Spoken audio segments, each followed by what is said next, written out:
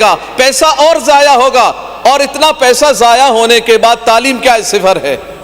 آپ مجھے بتائیں کہ آج لوگ مہنگائی کی وجہ سے اپنے بچوں کو اسکولوں سے نکال رہے ہیں، اتنے پریشان ہیں، لاکھوں بچے اسکولوں میں نہیں ہیں، مگر آپ سرکاری اسکولوں میں آپ کہتے ہیں کہ ہم مفت تعلیم دیتے ہیں، اس مفت تعلیم کو وہ حاصل کرنے کو تیاری نہیں ہے۔ کیوں؟ نظام ہی نہیں ہے۔ وہاں گائے، بیل، بکریاں، گدھے وہاں پر ہمیں اسکولوں میں نظر آتے ہیں۔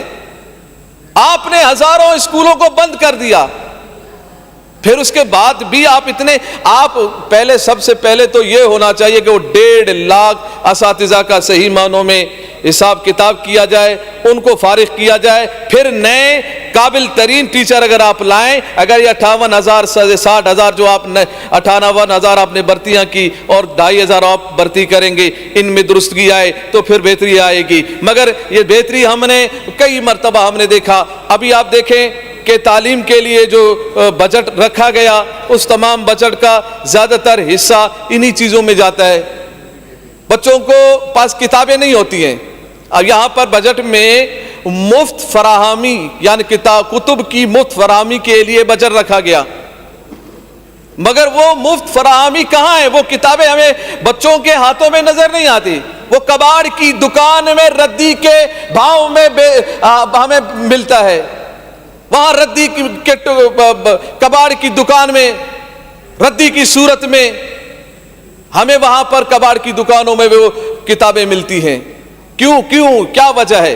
یہ بجٹ کیا اس لیے پاکستانیوں کا قوم، سندھ عوام کا قوم کیا بوجھ ہم اس لیے برداشت کر رہے ہیں؟ وہ سود کا بوجھ الگ سے، قرضوں کا بوجھ الگ سے، اور اتنا سارا بوجھ برداشت کرنے کے بعد ہمارے بچوں کے ہاتھوں میں کتابیں ہوتی، وہ ردی کی دکانوں میں کتابیں ہمیں ملتی ہیں۔ اور اس کے علاوہ آپ کے 23,000 سے زیادہ اسکولوں میں بجلی کا بھی نظام نہیں ہے، پانی کا نظام بھی نہیں ہے۔ کیا یہ سارا کچھ ٹھیک کر دیا گیا؟ یعنی پانی کا نظام اسکولوں کا ٹھیک ہو گیا، بجلی کا نظام ٹھیک ہو گیا۔ اچھا پھر کیا ہے کہ وہ پرائمری کی اسکولوں کو اپ گریڈ کیا گیا، مڈل اسکولوں کو سیکنڈری اسکول کا درجہ دے دیا گیا، اچھی بات ہے، مگر یہ کس کو کیا درجہ دے رہے ہیں؟ جس کی چار دیواری نہیں ہے، جس میں واش روم نہیں ہے، بجلی نہیں ہے، اس کو اپ گریڈ کر دیا گیا۔ بھائی اس کا نظام کیا؟ اس میں کون پڑھے گا؟ بچے پڑھیں گے یا حیوان پڑھیں گے؟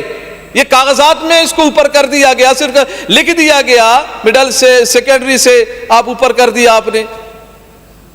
تو یہ جو آپ نے ان کو اپ گریڈ کیا ہے تو تعلیمی لحاظ سے اپ گریڈ کرے، تعلیمی نظام تو ان میں کچھ نظر ہی نہیں آتا۔ اور اس کے علاوہ یہ جو ہماری عوام ہے، بالخصوص نوجوان طبقہ جو تعلیمی یافتہ ہے، جو پرائیویٹ اسکولوں سے تعلیم حاصل کرتے ہیں، اپنی تعلیم اپنی مدد آپ کرتے ہیں، یہ طبقہ ہمارا دن بہ دن بے روزگار ہے، ان کے لیے کوئی روزگار کا کوئی ذریعہ نہیں ہے۔ دیکھیں آپ نے تنخواہوں میں اضافہ کیا، ٹھیک ہے، سرکاری ملازمین کی تنخواہوں میں اضافہ ہوا، اور یہ ہم دیکھتے آ رہے ہیں، اضافہ ہوتا ہے، کبھی کم ہوتا ہے، کبھی زیادہ ہوتا ہے۔ ان کی تو ایک فکس تنخواہ ہے، موجود ہے، اس میں آپ اضافہ کر رہے، ٹھیک ہے کریں آپ، ان کا حق ہے، ٹھیک ہے کر رہے، مہنگائی ہے، مہنگائی کے آثارات سب پہ مرتب ہو رہے ہیں، آپ کر رہے ہیں، مگر آپ کی 6 کروڑ عوام سندھ کی 6 کروڑ عوام میں کتنے ملازمین ہیں سرکاری؟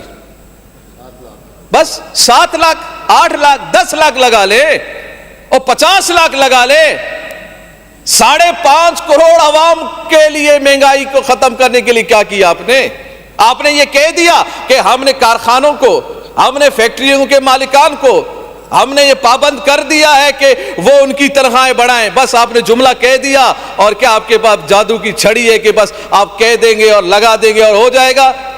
کبھی نہیں ہوگا، نہیں ہوا ہے، نہ آپ کی جانب سے کوئی اس حوالے سے کوئی کارکردگی نظر آئی ہے کہ آپ 5.5 کروڑ عوام سندھ کی، آپ ان کے جو جہاں پر وہ کام کرتے ہیں ان کو صحیح معاوضہ ملے۔ نہیں، آپ کو معلوم ہی نہیں ہے کہ فیکٹریوں میں، کارخانوں میں جہاں 200 افراد کام کر رہے ہیں تبھی 50 افراد کام کر رہے ہیں، جہاں ان کی تنخواہیں بڑھانی تھی وہاں کم ہو گئے ہیں، وہ روڈوں پہ آ گئے ہیں، وہ پریشان ہو گئے ہیں۔ تو مہنگائی کم کرنے کے لیے لازم ہے کہ آپ نے یہ ریٹ کا، آپ نے یہ جو تنخواہیں میں اضافہ کیا، مہنگائی کم نہیں ہوگی۔ آپ نے ریٹوں کے لسٹوں پر کام کیا، کہاں ہیں آپ کے جو ریٹوں کے لسٹوں کو درست کرنے والی ٹیم؟ نہیں یہ نظر آتی ہے۔ جس کی مرضی، جس طرح کی مرضی، ایک ہی شے ایک دکان سے